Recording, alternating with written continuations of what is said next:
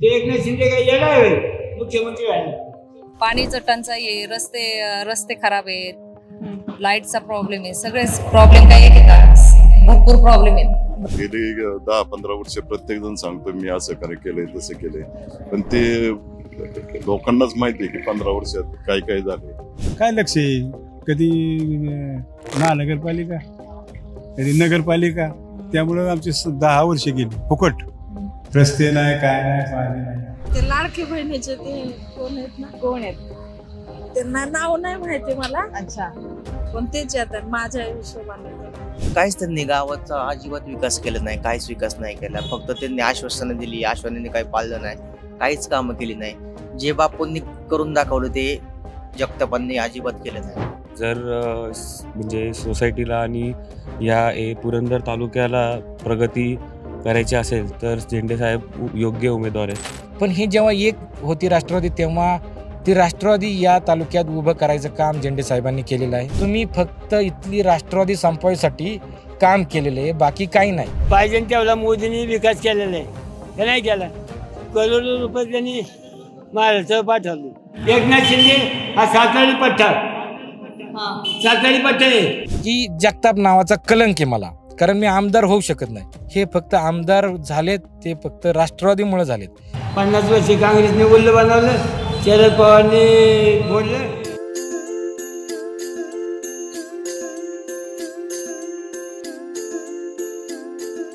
पुरंदर विधानसभेतल्या आपण दुसऱ्या गावात सध्या आहोत. आपण तरवडी या ठिकाणी आहोत. या ठिकाणचे काही ग्रामस्थ आपल्या सोबत आहेत, त्यांना विचारूया. बाबा, काय वाटतंय, कोण होईल आमदार? संभाजी झेंडे. संभाजी झेंडे होतील. तुम्हाला काय वाटतंय? संभाजी झेंडे. कसं आहे काम त्यांचं? चांगलं आहे. माणूस कसा आहे? चांगला आहे. अच्छा, तुम्ही ओळखता संभाजी झेंडेंना? ओळखता? हो. ठीक आहे. तुम्हाला काय वाटतंय, कोण होईल आमदार? झेंडे. झेंडे होतील. तरुण तरफदार नेतृत्व आहे, हा, त्यामुळे तरुणांना चान्स दिला पाहिजे, हीच आमची इच्छा आहे. ते एक माजी अधिकारी आहेत आता, हो. त्यामुळे उमेदवार कसा असावा? चांगलं कर्तृत्ववान माणूस आहे. काय अपेक्षा आहे तुमची झेंडेंकडून? अपेक्षा काय, आपलं सुधारणा पाहिजे, आपल्या सगळ्या सुधारणा झाली पाहिजे. काय सुधारणा आवश्यक आहे? आपले रस्ते पाण्याची सोय. पाण्याची सोय. पाणी आहे का इथे? हो, आहे ना. व्यवस्थित आहे? हो, व्यवस्थित. तुम्हाला काय वाटतंय? चांगलं आहे. इतरही लोक आहेत, आपण त्यांना सुद्धा विचारूयात. बाबा, काय वाटतंय, कोण होईल आमदार? तसे जर असे शिकलेले अधिकारी असले तर ते समाजामध्ये काय प्रश्न सोडवायचे असेल तर ते त्यांच्या पद्धतीने चांगल्या प्रकारे तिथं प्रश्न मांडू शकतील, जनतेची सेवा करू शकतील आणि जनतेला जे काय अडचणी आहेत ते दूर करण्याकरता असे सक्षम ते उमेदवार आहेत.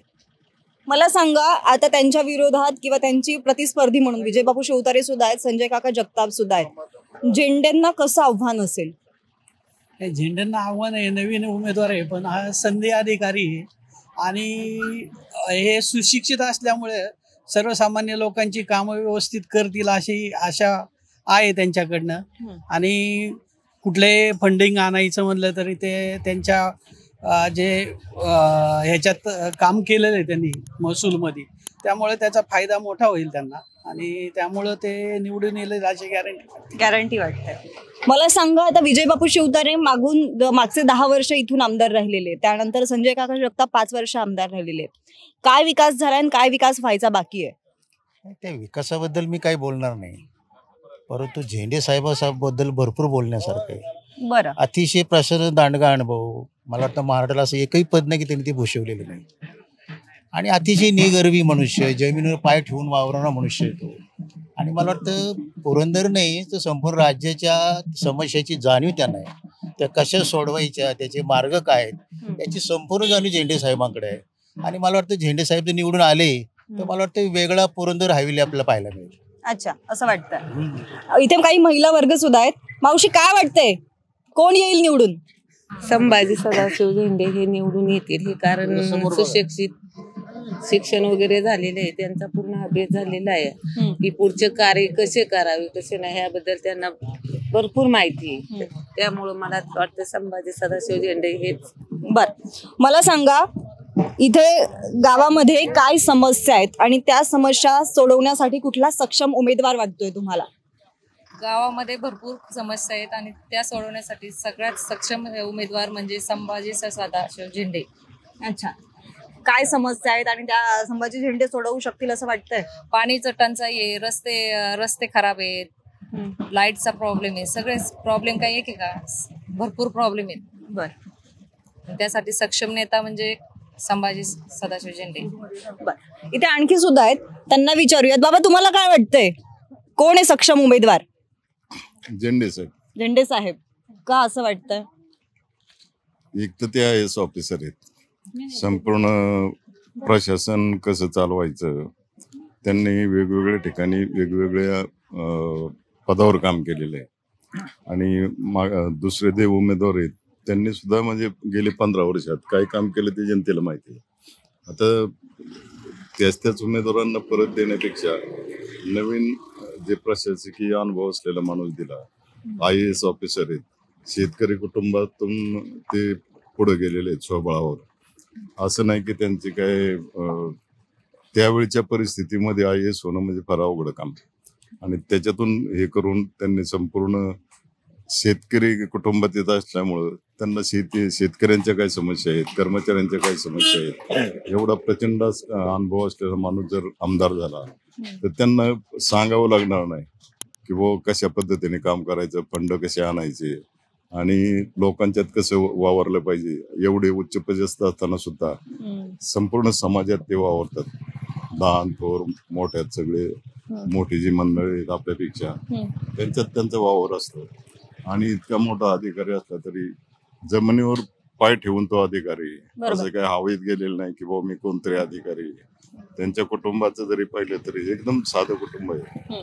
त्यांच्या वडिलापासून ते समाजसेवा करत आहेत. त्यांच्या वडिलांना खरं मागच वडिलांनाच आमदारकी मिळायला पाहिजे होती, पण वेगवेगळ्या कारणामुळे त्यांनाही मिळालं नाही. गेले 2 पिढ्या ते शरद पवार साहेबांच्या बरोबर आहे, पण आता काही कारणामुळे ते वेगवेगळी कारणं असतील काय, त्यामुळे आता घड्याळ चिन्हावर उभे आहेत. अजितदादांनी त्यांना तिकीट दिलेलं आहे आणि तो पक्ष आपला राष्ट्रवादीचे, त्यामुळं राष्ट्रवादीतर्फेच ते उभे आहेत आणि त्यांना लोक प्रचंड बहुमताने निवडून देतील अशी सगळ्यांना खात्री आहे. आणि तेच उमेदवार परत रिपीट करण्यापेक्षा 10-5 वर्ष तर ते एक नवीन उमेदवाराला जर संधी दिली तर ते वेगळ्या पद्धतीने काम करू शकतात आणि ते सक्षम आहेत काम करायला. त्यामुळे आम्ही सगळे इकडची जनता, आम्ही सगळेच झेंडे साहेबांची मागू. बरं, पुरंदर मधील तुम्ही आहात, काय वाटतं एका संभाव्य आमदाराकडून तुमच्या काय अपेक्षा आहेत? नाही, आता बरेचसे समस्या असतात. मोठा परिसर आहे आपल्या भागाचा, म्हणजे खाली हवेली, त्याच्यानंतर पुरंदर, समस्या खूप आहेत. म्हणजे मुख्य म्हणजे रस्ते आणि पाणी. त्याच्यानंतर इकडं लोकांना कॉर्पोरेशन असल्या होतं त्यामुळे भरमसाठ टॅक्स आले, तर ते टॅक्स लोकांना कमी झाले पाहिजे. पाण्याची समस्या सुटली पाहिजे. ज्या मूलभूत गरजा आहेत ना त्या लोकांना, सर्वसामान्य लोकांना मिळाल्या पाहिजेत आणि ते करण्यासाठी ते सक्षम आहेत. गेली 10-15 वर्ष प्रत्येक जण सांगतो मी असं केलंय तसं केलंय, पण ते लोकांनाच माहिती आहे की 15 वर्षात काय काय झालंय. त्यामुळं अशी जर सुशिक्षित आणि उच्च पदस्थ माणूस जर गेला IAS असलेला ते चांगल्या पद्धतीने ते काम करतील. त्यामुळे झेंडे साहेबांनाच लोकांनी विधानसभेत पाठवावं असं मला वाटतं. बरोबर. बाबा, तुम्हाला काय वाटतं, इथं पाणी प्रश्न आहे, रस्त्याचा प्रश्न आहे, रोजगार सुद्धा प्रश्न आहे का इथल्या मुलांच्या हाताला काम आहे का? काम नाही, बेरोजगार आहेत बरेच, पण झेंडे साहेब सोडतील असा माझा विश्वास आहे. असा विश्वास आहे. काय करतात मग इथली मुलं? सध्या त्यांच्या हाताला काम नसेल तर कुठं कामाला जातात किंवा काय पर्याय काय त्यांच्याकडे? पर्यायी कार्यालयाचं कुठली तरी किरकोळ कामं करतात. मग हे आता काम नाही म्हटल्यानंतर लग्नाला त्रास होतो का मुलांच्या? होतो ना, त्रास होतो. काम नाही, अडचण म्हणजे मुख्य म्हणजे बेरोजगारच झाल्यासारखे झालेत ना, त्यांना काम पाहिजेच, म्हणून त्यांना काहीतरी पर्यायी उद्योग व्यवसाय करून द्यावा. तुम्ही पण काहीतरी म्हणत होता, काय वाटतंय? झेंडे साहेब करतील ते, पण इथल्या मुलांच्या हाताला काम नाही, त्यांच्यामुळे त्यांच्या लग्नात सुद्धा अडचणी सुशिक्षित बेकारी, पुढे लग्नाच्या अडचणी त्यांना, त्यामुळं सुशिक्षित बेकार असल्यामुळं त्यांना मुलगी मिळणं अवघड आहे, लग्न होणं अवघड आहे. त्यामुळं झेंडे साहेब असल्यावर मार्गदर्शन होईल असं वाटतं. हो. सर्वसामान्य जनतेचे प्रश्न सोडवण्यासारखे असे सक्षम उमेदवार म्हणून आम्ही त्यांचे झेंडे साहेबांच्या पाठीमागे सक्षम उभे आहोत आणि ते काम करतील आम्हाला अशी पूर्ण खात्री आहे. कारण बऱ्याचशा लोकांच्या अशा समस्या आहे की जर मुलांना काय नोकऱ्या नसतील तर मुलांना त्यांचे लग्न बी होऊ शकत नाही. लोकांच्या शेतीच्या अडचणी आहेत, ते प्रश्न सुटत नाही. पण ते कसे आता होतकरू आणि सुशिक्षित असल्यामुळं त्यांना कायदे कानूनच्या काही गोष्टी माहिती असल्यामुळे ते भरपूर काही कामं करू शकतील. आम्हाला अशी पूर्ण आशा आहे त्याची. काय वाटतंय कोणाची हवा आहे? चांगले कलेक्टर होती, हा. चांगले काम करणारे आहेत. कोण? संभाजीराव झेंडे. अच्छा. आणि पुनर्रचना ना हवेलीचा विकास करतील. हम्म. जरा आमची नगरपालिका झालती, ही झालते ना महानगरपालिका. हम्म. आता आमच्या गावावर लक्षच नाही, ते लक्ष देतील. का लक्ष नव्हतं? काय लक्ष आहे? कधी महानगरपालिका कधी नगरपालिका, त्यामुळं आमची 10 वर्ष गेली फुकट. रस्ते नाही, काय नाही, पाणी नाही. कोणाचं अपयश म्हणायचं हे? आता काय पुण्या काय केलंय ते कसं काय माहित नाही आता. पण हे चांगले आहेत, कलेक्टर होते, सुशिक्षित आहे, चांगलं काम करते. आम्ही विधानसभेचा दौरा करतोय आणि मतदारसंघात कोणाची हवा आहे किंवा कोणाची चर्चा आहे हे बघतोय. काय वाटतंय? पुरंदर हवेलीमध्ये आमची संजय जगतापांची हवा आहे. संजय जगताप 100% निवडून येणार आहे. बरं, त्यांच्या विरोधात आता बापू शिवतारे पण आहेत आणि संभाजीराव झेंडे पण आहेत. कसं आव्हान बघताय याकडे? ते आव्हान करतायत आम्हाला, पण आम्ही खूप लीडने निवडून येऊ अशा आश्वासन देतो आम्ही. अच्छा, तुम्हाला काय वाटतं? संजय जगताप. संजय जगताप येतील. अच्छा, काय वाटतंय कोण येईल निवडून? निवडून कोण येईल? संजय जगताप. ठीक आहे. ते लाडकी बहिणीचे ते कोण आहेत ना? कोण आहेत? त्यांना नाव नाही माहिती मला. अच्छा. पण तेच येतात माझ्या हिशोबाने तर. एकनाथ शिंदे. हा, एकनाथ की शिंदे. अजित पवार की देवेंद्र फडणवीस? नाही, त्या लाडक्या बहिणीची ज्यांनी योजना चालू केली आहे ना तेच येणार. आता बघा, पुरंदर मध्ये विजय बापू शिवतारे आहेत, संजय जगताप आहेत आणि संभाजीराव झेंडे आहेत. कोण येतील निवडून? शिवतारे बापू येतील. ठीक आहे. काय वाटतं कोण होईल आमदार? विजय बापू शिवतारे. का बरं? कारण की ज्यांनी मागच्या वेळेस जी कामं केलेत ती संजय जगतापांनी केलेली नाहीत अजिबात. त्यामुळे विजय बापूच ह्यावेळेस येऊ शकतात परत. काय कामं नाही झाली?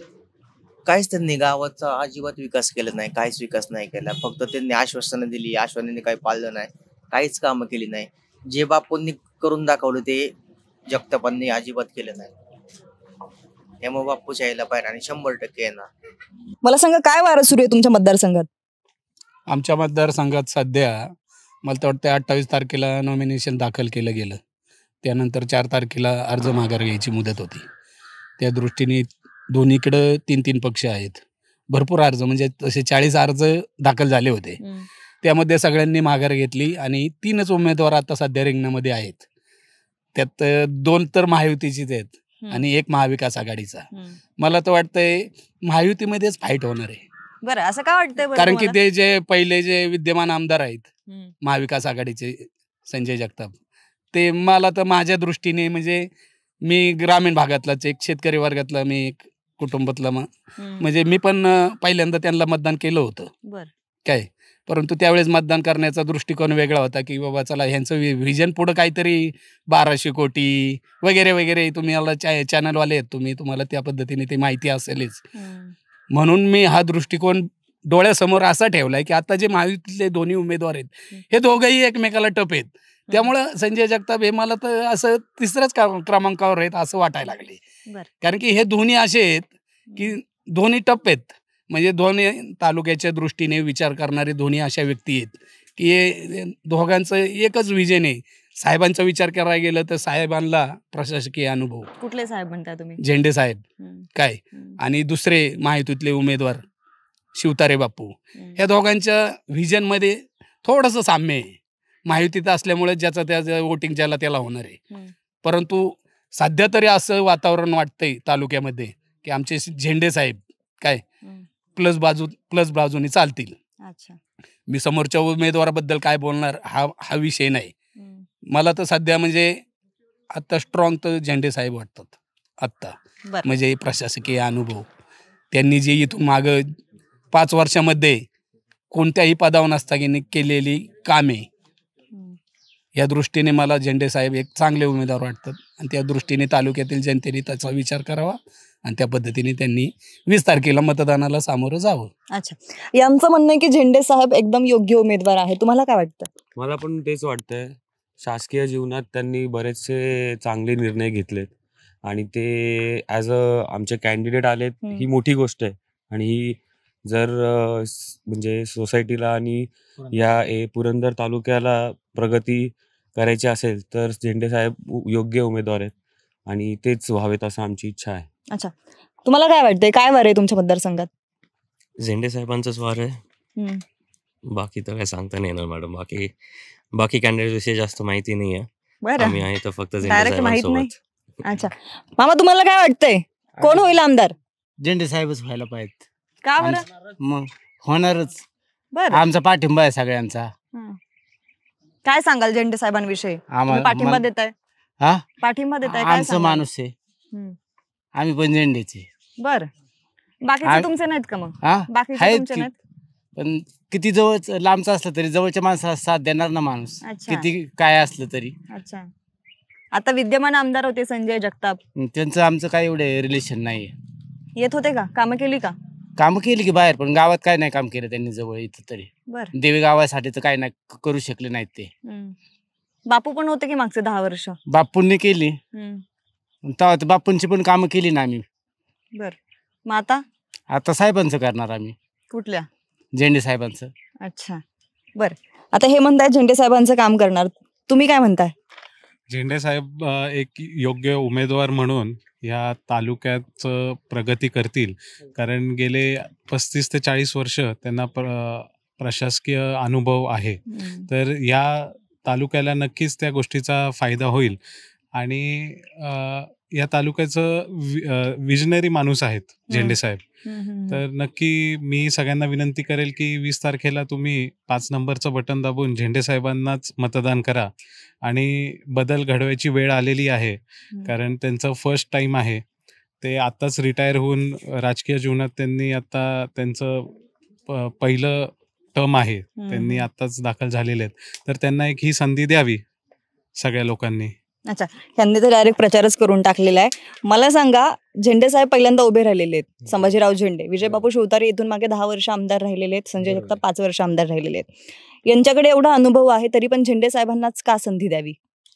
मॅडम, झेंडे साहेबांना संधी का द्यायची? कारण पुरंदर तालुका हा खूप म्हणजे महाराष्ट्रातली असा चर्चेतला तालुका आहे. कारण बारामती शहर जवळ, इथले माजी आमदार होते दादासाहेब जाधवराव, 35 वर्ष. त्या हिशोबाने झेंडे साहेबांनी त्यांच्याच पांढरीत काम केले आणि त्यांनी ह्या तालुक्यासाठी 8 ते 10 वर्ष जे दिलेत ना, ते खूप मौल्यवान वेळ दिले. आज सगळ्यात कुणी एवढा वेळ या तालुक्यासाठी, कारण आय एस अधिकारी असताना सुद्धा त्यांनी रिटायरमेंट झाल्यानंतर लोकांच्या अपेक्षा वेगळ्या असतात. काही लोक फॉरेनला जातात. त्यांना साहेबांना विचारलं, साहेब तुमचं एका ठिकाणी चर्चा झाली. साहेबांना म्हटलं तुमचं काय विजन होतं? साहेबांनी विजन सांगितलं, मी तालुक्यासाठी येणार नव्हतो, मी आदिवासी लोकांसाठी काम करणार होतो. पण पवार साहेबांची त्यांची चर्चा झाली. पवार साहेब म्हणले तुम्ही तालुक्यासाठी काम करा, आपल्या तालुक्यासाठी. मग तिथून पुढे पवार साहेब झेंडे साहेबांनी काम केलं. पण झेंडे साहेबांनी जेव्हापासून काम केलं, या तालुक्यातली जी पवार साहेबांची खरी राष्ट्रवादी होती, जी आता जर समजा जरी 2 गट पडले असतील, अजितदादा किंवा शरद पवार गट, पण ही जेव्हा एक होती राष्ट्रवादी, तेव्हा ती राष्ट्रवादी या तालुक्यात उभं करायचं काम झेंडे साहेबांनी केलेलं आहे. कारण झेंडे साहेबांनी या तालुक्यातलं राजकारण पाहता हा राष्ट्रवादी कसा पुढे नेता येईल याच्यावर जास्त फोकस दिलाय. आणि या 2 विद्यमान आमदारांनी काय केले माहिती का? माजी आमदारांनी ह्या दिवे म्हणजे थोडक्यात सांगायचं झालं तर पुरंदर तालुक्या हवेली असू द्या, इथं फक्त भांडण लावायचं काम केले. खरं सांगतो तुम्हाला, सांगतो संजय जगताप हे कधीच आमदार झाले नसते. त्यांचं एक वाक्य आहे, तुम्हाला माहित नसेल तर तुम्ही त्याची हेडलाईन करा, वाटलंच तर ते त्यांना विचारू शकता प्रश्न, की जगताप नावाचा कलंक आहे मला, कारण मी आमदार होऊ शकत नाही. हे फक्त आमदार झालेत ते फक्त राष्ट्रवादीमुळे झालेत, नाहीतर इथून पाठीमागं ते कधी आमदार होऊ शकले नव्हते. 2 वर्ष ते 2दा ते अपक्ष निवडणूक उभे राहिले. त्यावेळेसही त्यांनी बंडखोरी केली, त्यावेळेसही ते 2दा पडलेत. त्यांची मताधिक्य काढा.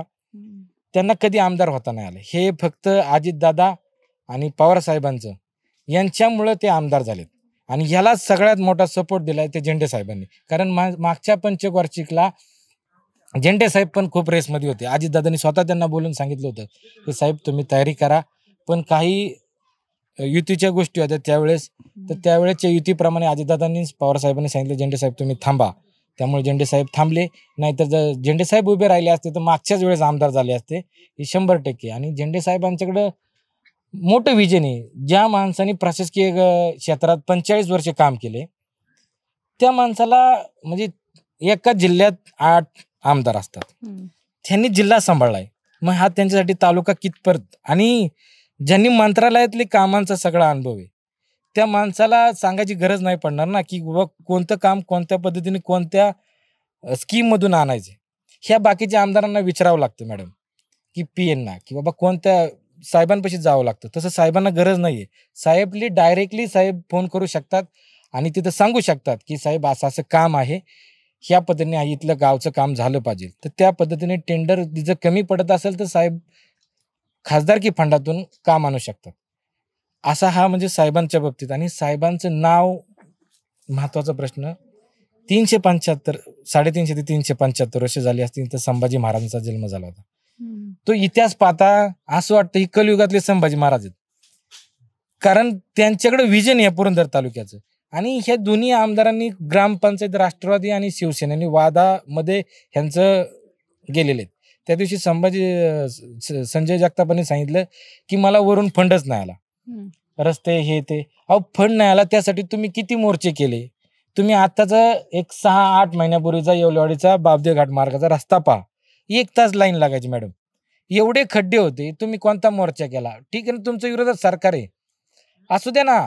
तुम्ही विरोधात सरकार असताना कधी मोर्चे केले आणि तुम्ही इथल्या जनतेला कधी विश्वासात घेतलं की दाखवा तुम्ही फक्त इथली राष्ट्रवादी संपवायसाठी काम केलेलं आहे, बाकी काही नाही. आणि इथल्या संजय जगतापांनी फक्त पुरंदर तालुका असू द्या, हवेली तालुका असू द्या, जो मतदारसंघात मोडतो त्यातल्या ग्रामपंचायत ज्या राष्ट्रवादीचे उमेदवार निवडून आले त्यांचं खच्चीकरण करण्याचं काम फक्त संजय जगतापांनी केलं. आणि त्या ग्रामपंचायती वडून त्यांच्या कार्यकर्त्यांकडून वडून ताडून घेऊन त्यांचा झेंडा लावायचं काम केलेलं. याच्या व्यतिरिक्त पुरंदर तालुक्यात त्यांचा विकासाचं एक काम दाखवा. बाकी 1200 कोटी ते म्हटले मी आणतो, मी करतो. ते म्हटले ते तुम्ही राजीनामा द्या. मग त्या दिवशी म्हटले मी केलं असतं काम, तुमचा राजीनामा. अहो तुम्ही त्यावेळेस सांगायचं होतं ना तुमचा राजीनामा द्या, मग मी काम करतो. मग आता तुम्हाला सांगतो तुम्ही कामं थांबवा, तुम्ही फॉर्म सांगा, झेंडे साहेबांना सपोर्ट करा, आम्ही तुम्हाला लिहून देतो की झेंडे साहेब गुंजवणीचं पाणी आणतील. आणि ते पण तो खिशातून नाही, स्कीम मधून आणतील, सरकारमधून. तुम्ही ऐकताय आज किती तरी अशा गोष्टी आहेत, महसूल जातोय गव्हर्नमेंटला, कितीतरी कामांचं नियोजन सरकार करते. रस्ते असतील काम बीजेपी सरकारमध्ये 1 नंबर माणूस जर पाहिला तर रोड विभागाचा नितीनजी गडकरी, एकदम स्वच्छ मनाचा माणूस, सगळं नियोजनबद्ध काम. आणि ह्या सगळ्या गोष्टींचं सगळं आणि तिथपर्यंत जायची ताकद फक्त झेंडे साहेबांपर्यंत.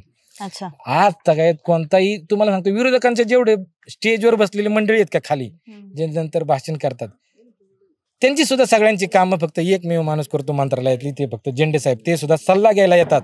आज जरी विरोधात तिथं बसले असतील त्यांच्या काही शासकीय काही अडचणींपायी गावकीच्या किंवा इतर तालुक्याच्या, पण त्यांचं सुद्धा मत झेंडे साहेबांनाच आहे. आणि यावेळेच म्हणजे रेकॉर्ड ब्रेक इलेक्शन आहे, ही खरी लढत आहे. एक काँग्रेस, एक शिवसेना आणि एक खरी राष्ट्रवादी.